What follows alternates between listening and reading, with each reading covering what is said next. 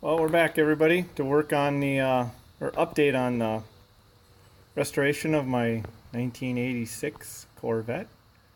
What you're looking at right now is the rear passenger side suspension area. You can see I've completed putting this area back together. That includes new tie rod ends, bushings everywhere, sway bar. Let's see underneath here. A strut cam. The control arm's got new bushings here, down here. We've installed new U-joints on the half shaft. New wheel bearing. And new parking brake shoes. Also, the last thing is a new brake line, which is one of the things that started this whole project, was the noticing of the brake lines dry rotting. So that's in place. I don't have the calipers painted and installed yet, so that's where they'll go, and obviously that's where the new brake line will hook up. This is the parking brake cable. This bracket hooks to part of the caliper once it's installed, so I have to wait till the calipers are back on to hook that back up. I also thought as part of this I would show you the process of putting this whole assembly back together, but we'll do it on the driver's side. So we'll get started with that in a second. To get started with the driver's side, here's what it looks like now. I've put the new bushing in the sway arm, or I'm sorry, sway bar. New bushings in the strut camber shaft. You can see the new U-joints here, obviously up there. Here's the new tie rod end on this assembly. But other than that, that's all we've done over here on the driver's side. So earlier today, I put the new parking brake shoes in this assembly. So that's all in and ready to go. So we'll get the process started with that. And the first thing is once that's together, we're going to put the dust shield in place. And to do that, there's 3 bolts on the back of this assembly that hold the dust shield. Take those out. I usually leave them in place where they were, so when I go back to put things together like this, I know where those pieces belong. Now, we're just going to line up the holes. One there, and there. Get these started.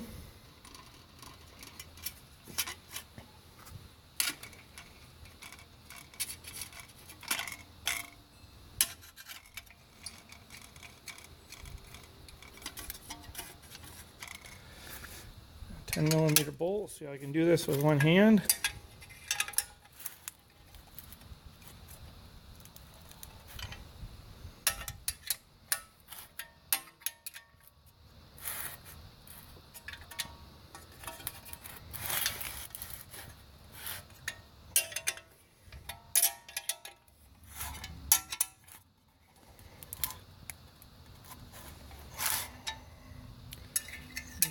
Here to hold it. See if we can get this thing somewhere that doesn't want to spin.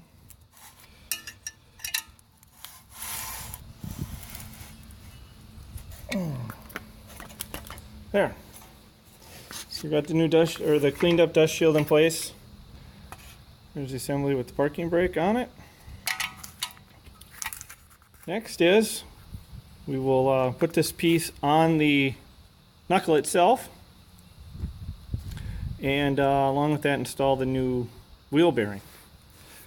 One thing to remember is my knuckle is when I go to put this piece onto the knuckle, I need to make sure I have the bolts in place that you see down here. These hold the control arms. There's one here and one here. If you put this piece on and bolt everything down, and you don't have these bolts in place, you can't get them on. They cannot come out. because of the dust shield. They hit the dust shield. Right there. So please make sure you have those in place before you complete putting everything together up here. So I have them in place. I have my parking brake caliper mounting assembly in place with the new, or with the cleaned up dust cover on. I'm going to grab my new wheel bearing.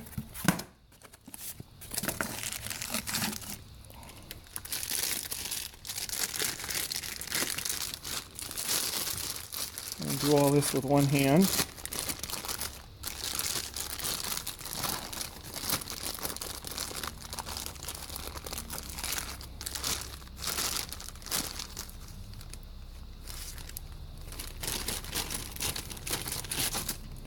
Okay, there's the wheel bearing out. See how we have everything lined up here.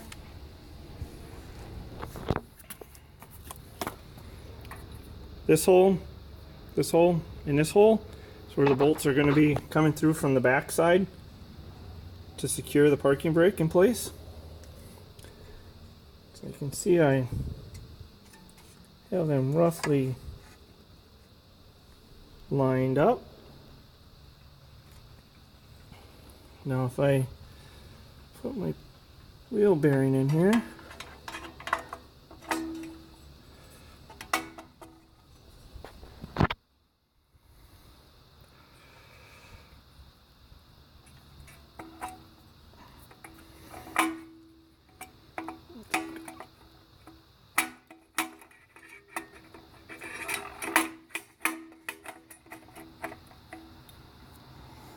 let's see what's holding it up here. Oh, it's caught on that spring for the parking brake in the front. Bigger on that. Still caught on something.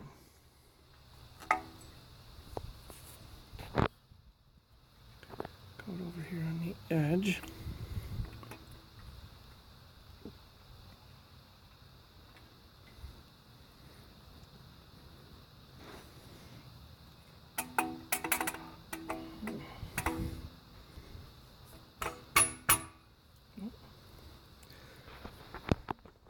Well, let me work on that and we'll get back. We'll get it seated and then I'll be back. Okay, I got the wheel bearing to seat in the parking brake / caliper housing. So it's in there. Now I need to line up.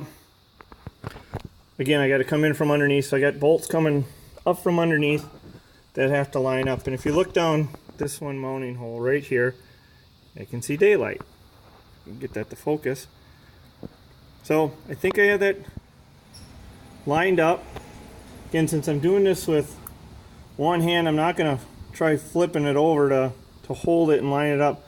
So I'm going to bring the T55, one of the T55 bolts, go up underneath the knuckle and try to come up that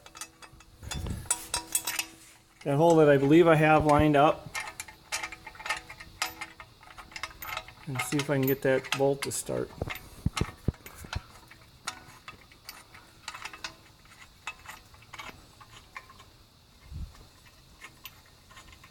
And it feels like that one is going. Alright, so that one is started. We'll get the other one started, or another one of them started, and then I'll flip it over so you can get a little bit better look at it. But yeah, I gotta reach up underneath here.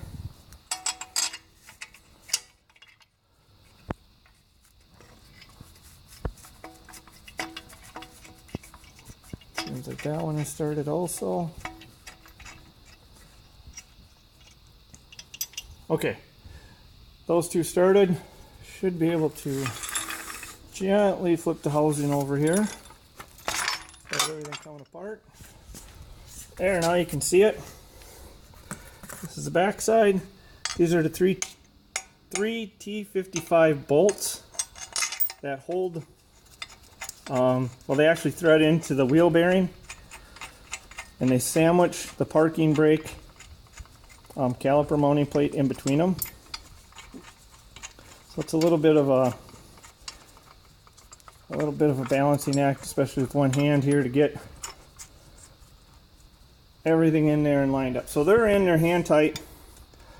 I will put a torque wrench on here and torque these down. They need to be torqued to 65 or 66 foot-pounds. So I'll take a little break, get them torqued down, and then we'll go from there. Okay, there's the knuckle with the T55 bolts torqued down.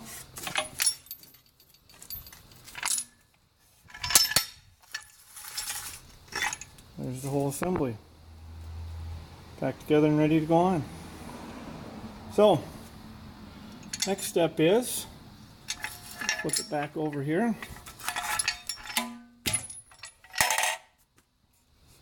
And then you see the spline where the yoke's going to go through. Here's the yoke. This is just the one that was in the car that we took out and cleaned up. So what we're going to do is we're going to put some grease on everything. That includes this washer, the splines of the yoke, and then we'll put some on the splines of the wheel bearing, and then we'll keep going with the assembly. So take some grease, put it down inside here on these splines and the board on there.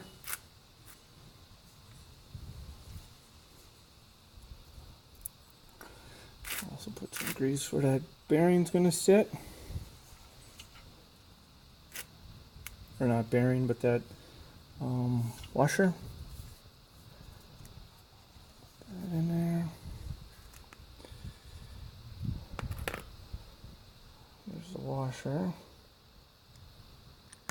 Grease.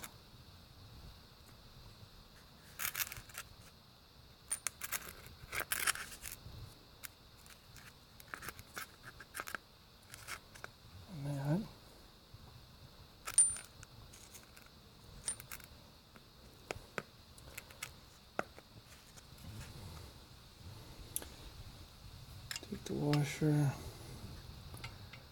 put it down in there, put some grease on the back side of it.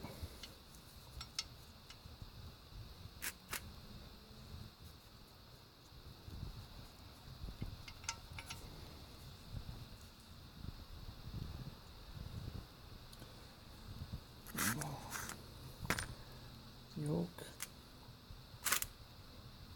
plenty of grease on it.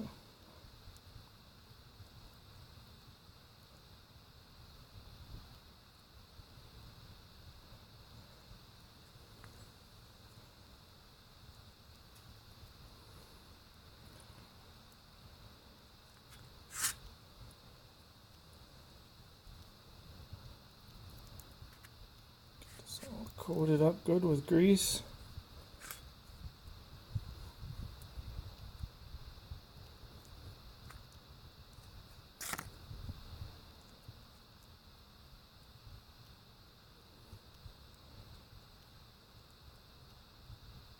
Okay. Have that all greased up. We dropped the washer in there, greased it up, greased up the splines in there, and the bore. On this side, I'm going to do slightly different reassembly of this area than I did on the other side. On the other side, I put the yoke in right away into the housing here, and put the nut on to hold it in place and everything. And then I tried to hold the assembly up there while I lined up the U-joint and its clamping device to attach here. That was a lot of work. So this time around I'm going to try mounting this on here right away. And then when I bring the piece up, I'll just have to line up the yoke into the wheel bearing with the spline and then slip the nut on to hold it. Maybe that'll make it easier. So we're gonna give that a try, and we'll keep going. Okay, I brought over my baggie labeled driver's side U-joints.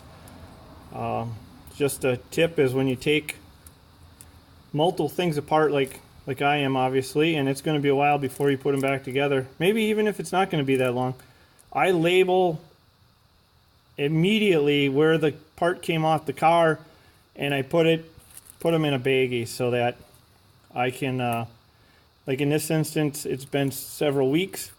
I can go look for it. Driver's side U-joints, it says right here on the bag. I have the brackets and the bolts in here that I need. So I know where they go. So it's easy to remember. I have a whole pile of these bags right now holding all the parts for the other sections of the car. But so there's the brackets and the bolts. I'm gonna go ahead and mount the yoke to the U-joint like it needs to be, and get it ready to bring the knuckle up here. Okay, there is the yoke in place on the end of the half shaft. Gone ahead and installed the U-joint straps, both sides. Torqued them down to 25 foot-pounds. Also made sure the straps on the differential end were torqued. And they are, again, at 25 foot-pounds. So now I'm going to go ahead and try to put the knuckle assembly on and see if it was any easier than the other side, which was really a pain in the butt. But give it a shot here and see how it goes. Well, we have success. That was definitely the way to do it. Even just find myself here, one hand holding the knuckle. Just did some preliminary lineup with the half shaft, moved it around, and you can see the knuckle slid right on. I just have the axle nut temporarily holding it on there. Now we'll work on getting the knuckle attached in more points here, and slowly attach more and more components to it. Let's keep going. Alright, the next piece to go in to work on this knuckle assembly is the control arms. You can see I have the one of the control arms in. It's got its new bushings in place. One thing that's critical with this part of the reassembly is the short. There's two of them. The short one, you can see this one's much longer. The short one goes on top, and then the longer one's going to go on the bottom. The other thing is the openings in the bushings are different sizes. You can see here. The narrow opening needs to go to the bracket up here. The wide opening is going to go to the knuckle end. So I'll continue getting these two in. Oh, one other point when assembling these control arms is, I hope everybody can see this, the bolts on the back, or the nuts on the back side here. And there's a hole in the frame right across from it. So if you would drop the bolt, it can go down into the frame of the car and it would end up somewhere down here. And there's a hole here for this control arm also. So you have to be extremely careful when you hold that nut in place and you're pushing the bolt through to reattach it for both of these. Again, because if it slips and you push it out, it can fall in this opening and get down here. You can take the bracket off.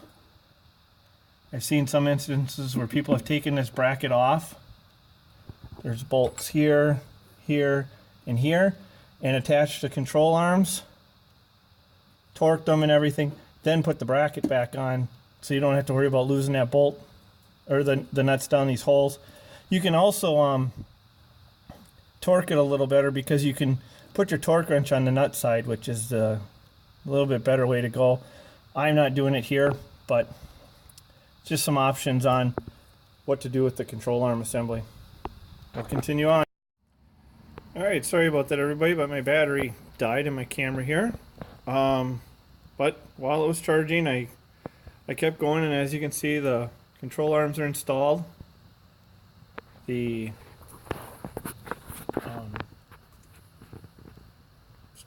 camber strut rods installed. The sway bar is connected. The new tie rod ends in. The new shock is in. Put the analog brake sensor back in. Everything's been torqued except for the axle nut. And what else is not torqued yet? Oh, the settings for the camber rod back there has to be, it's in position, it just needs to be torqued down. So I'll do that. I need a bigger torque wrench to get those. They're a little higher value. Plus I need I need to just get a 36 millimeter socket for this. I just rented it last time when I took them off, so I'll rent it again and torque them down. So right now I'm getting ready to put the new leaf spring in across the back of the car. So this is my brand new one. Got my mounting hardware, plates, bolts, all that stuff, shims that are going to go on it. So I'm going to let everybody go here, and next time you see it, I'll have the center spring in place. Okay, the leaf spring is installed, at least in the middle.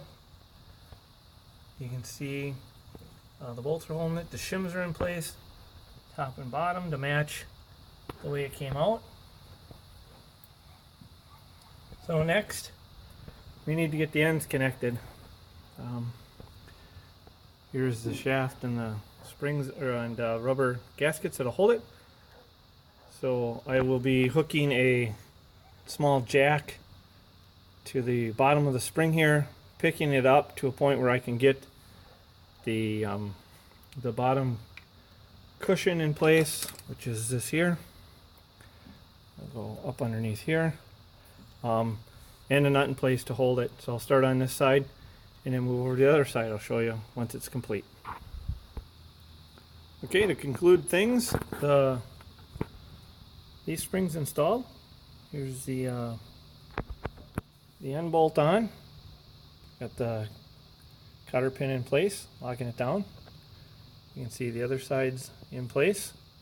And that finishes the work for today. I didn't get a chance to install the new brake line.